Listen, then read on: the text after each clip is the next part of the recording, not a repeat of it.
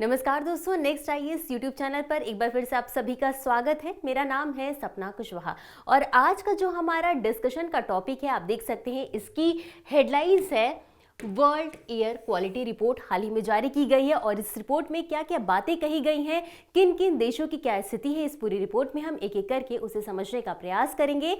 और इसी के साथ ये पूरा टॉपिक जीएस पेपर 3 एनवायरमेंट से जुड़ा है और इसी क्रम में अब हम आगे बढ़ेंगे और रिपोर्ट के बारे में कुछ जो बेसिक बातें हैं उनको समझ लेते हैं। तो आपको बता दें कि इस रिपोर्ट का नाम सबसे पहले आप याद रखिएगा विश्व वायु गुणवत्ता रिपोर्ट 2025। ये आपको याद होना चाहिए कि हाल ही में ये रिपोर्ट जारी की गई है। अब आपको ये पता होना चाहिए कि ये रिपोर्ट जो है वो किसके द्वारा जारी की जाती है। तो ये रिपोर्ट जो है वो स्विस कंपनी IQAIR के द्वारा जारी की जाती है। अब ये समझना जरूरी है कि आखिर इस रिपोर्ट को जारी करने का उद्देश्य क्या है। तो ये जो रिपोर्ट जारी की जाती है इसके द्वारा दुनिया के देशों और शहरों में हवा में मौजूद जो प्रदूषण यानी कि PM 2.5 जो है इनको मापता है और बताता है कि किसी देश की, किसी शहर की, किसी जगह की वायु जो है, हवा जो है वो कितनी स्वच्छ है या कितनी प्रदूषित है। जाहिर सी बात है PM 2.5 की बात हो रही है तो ये काफ़ी छोटे कण होते हैं जो कि हवा में मौजूद होते हैं और इनसे कई तरीके की जो है कि मानव को स्वास्थ्य संबंधी बीमारियां हो सकती हैं। अब इतना समझने के बाद अब हम आपको ये बता दें कि ये जो रिपोर्ट है ये इसका 8वां संस्करण है और आपको पता होना चाहिए कि ये जो रिपोर्ट है वो पहली बार कब प्रकाशित की गई थी। तो ये रिपोर्ट 2018 में इसकी शुरुआत की गई थी और इस बार जो रिपोर्ट जारी की गई है वो इसका 8वां संस्करण है। अब ये जो पूरी रिपोर्ट है इसमें 143 देशों को शामिल किया गया और 143 देशों के 9,446 शहरों को शामिल किया गया है। इन सभी शहरों के डेटा के बाद ये जो है रिपोर्ट का निष्कर्ष निकाला गया है। और ये जो रिपोर्ट है इसमें ध्यान देने वाली बात ये है कि भारत की स्थिति क्या है। तो भारत जो है वो दुनिया का 6ठा सबसे प्रदूषित देश बन गया है, जो कि काफी एक गंभीर चिंताजनक स्थिति को दर्शाता है। और इसी के साथ अब एक बार भारत की वैश्विक स्थिति को समझ लेते हैं कि इसमें जो है वो PM 2.5 का औसत स्तर क्या है। तो हम पिछले कुछ वर्षों को देखेंगे और इस वर्ष का भी जो आंकड़ा है उस पर भी हम नजर डाल लेते हैं। तो 2025 की बात करेंगे तो 2025 में भारत की जो वैश्विक स्थिति PM 2.5 की वो 48.9 म्यूग्राम प्रति मीटर क्यूब है। और इसी के साथ 2024 की बात करें तो 2024 में 50.6 था और 2023 में ये 54.4 था। आप देखेंगे कि 2023, 24 और 25 में इसमें जो है वो कमी देखने को ही मिली है। आपको याद रखना चाहिए कि भारत की वैश्विक स्थिति क्या है। तो आपको पता होना चाहिए कि ये दुनिया का 6ठा सबसे प्रदूषित शहर है और ये रिपोर्ट किसके द्वारा जारी की जाती है ये भी आपको याद होना चाहिए। अब इसी के साथ हम आगे बढ़ेंगे और इससे संबंधित कुछ और बिंदुओं को देखेंगे और अब हम जानेंगे कि ये जो पूरा रिपोर्ट आया है इसमें किन शहरों की यानी कि सबसे प्रदूषित शहर कौन से, इनके बारे में भी हम देख लेते हैं। तो यूपी के गाजियाबाद जिले के लूनी शहर को दुनिया का सबसे प्रदूषित शहर घोषित किया गया है। या बात आपको याद रखनी है, आपको पता होना चाहिए कि जो है कि भारत में यूपी का जो गाजियाबाद है और गाजियाबाद जिले का जो लूनी शहर है वो दुनिया का सबसे प्रदूषित शहर है। अब इसी के साथ यहाँ की जो PM 2.5 की वार्षिक औसत सांद्रता है वो है 112.5 म्यूग्राम प्रति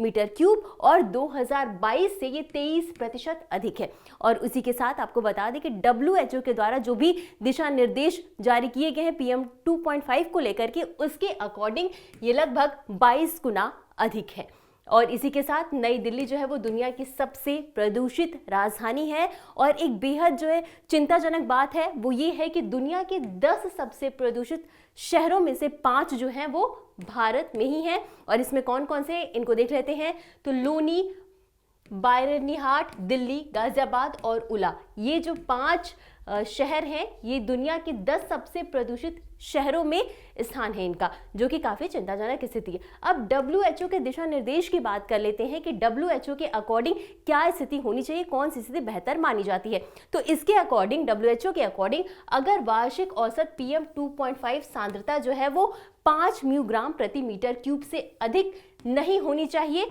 यानी कि अगर इससे ज्यादा होता है तो वो स्थिति जो है वो चिंताजनक होती है। अब भारत की जो औसत सांद्रता है हमने डिस्कस किया था कि इस बार जो है 2025 में 48.9 म्यूग्राम प्रति मीटर क्यूब है, जो कि WHO का जो दिशा निर्देश है उससे लगभग 10 गुना अधिक है। हालांकि ये जो पूरी रिपोर्ट है इसमें कुछ देश जो हैं, कुछ शहर ऐसे हैं जिन्होंने काफ़ी अच्छा प्रदर्शन भी किया है। तो इसी क्रम में कुल 13 देशों या क्षेत्रों ने काफ़ी अच्छा प्रदर्शन किया है, जिन्होंने WHO का दिशा निर्देश जो है उन पर खरे उतरे हैं, WHO के जो भी मानक हैं। अब इसमें कौन कौन से शहर और देश शामिल हैं तो इनको हम देख लेते हैं। तो पहला है French Polynesia, Puerto Rico, US Virgin Island, Barbados, New Caledonia, Iceland, Bermuda, Reunion, Andorra, Australia, Grenada, Panama और एस्टोनिया। ये कुल 13 देश और क्षेत्र हैं जो कि WHO के, जिन्होंने WHO के दिशा निर्देश के मानकों को पूरा किया है। अब इतना समझने के बाद एक बार हम देख लेते हैं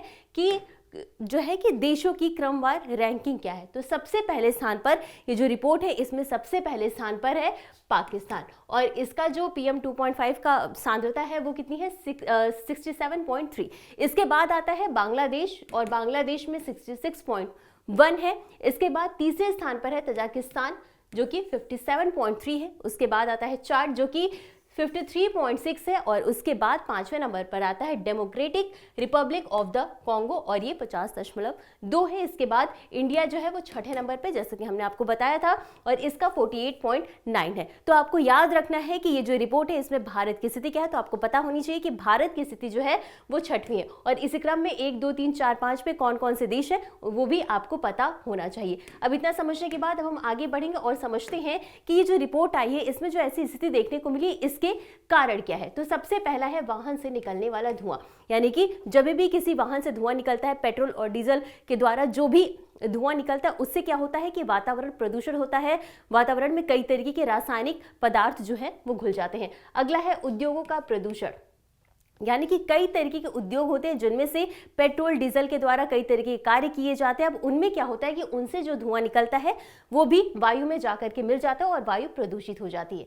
अगला है कोयला बिजली संयंत्र, यानी कि अगर आप देखिए तो बिजली जो है, बिजली संयंत्र में कोयला का उपयोग करके बिजली उत्पन्न की जाती है, और इस कारण भी ये भी एक वजह है प्रदूषण के बढ़ने के कारण। अगला है निर्माण और सड़क की धूल, यानी कि जब भी कोई निर्माण कार्य होता है तो उससे क्या होता है कि जब मान लीजिए कोई बिल्डिंग बन रही है या फिर कोई बिल्डिंग टूट रही है तो उसमें क्या होता है कि धूल वगैरह उड़ते हैं और वातावरण में जाते हैं, और जाहिर सी बात है उससे जो है कई तरीके की स्वास्थ्य संबंधी बीमारियां भी होती हैं। फसल जलाना आप अक्सर देखते हैं कि जो है कि पराली जलाने की वजह से जो है कि वायु की गुणवत्ता काफ़ी कम होती जा रही है, और इसी क्रम में पंजाब और हरियाणा के क्षेत्र में अक्सर आप देखते हैं कि पराली जलाया जाता है और उसका असर दिल्ली पर भी देखने को मिलता है, यानी कि दिल्ली की वायु भी प्रदूषित होती है। तो ये भी एक बड़ा रीजन है इन वायु प्रदूषण के कारण, यानी कि ये जो 4-5 रीजन है ये एक काफी अहम योगदान निभाते हैं नकारात्मक रूप में। इनकी वजह से जो है कि वायु जो है वो प्रदूषित होती है। तो ये था आज का हमारा पूरा डिस्कशन का टॉपिक। अब इसी के साथ आगे बढ़ेंगे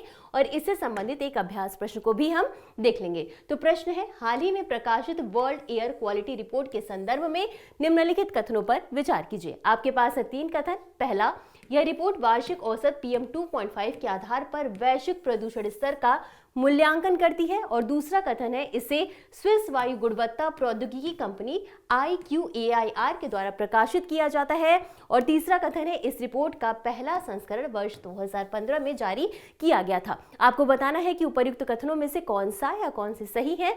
तो A केवल 1 और 2, B केवल 2 और 3, C केवल 1 और 3, या D 1, 2 और 3। और इस प्रश्न का उत्तर आपको हमेशा की तरह कमेंट बॉक्स में देना है। तो आज के लिए बस इतना ही। मिलते हैं अगले एपिसोड में इसी तरह कुछ अहम और ज़रूरी खबरों के साथ। तब तक के लिए धन्यवाद।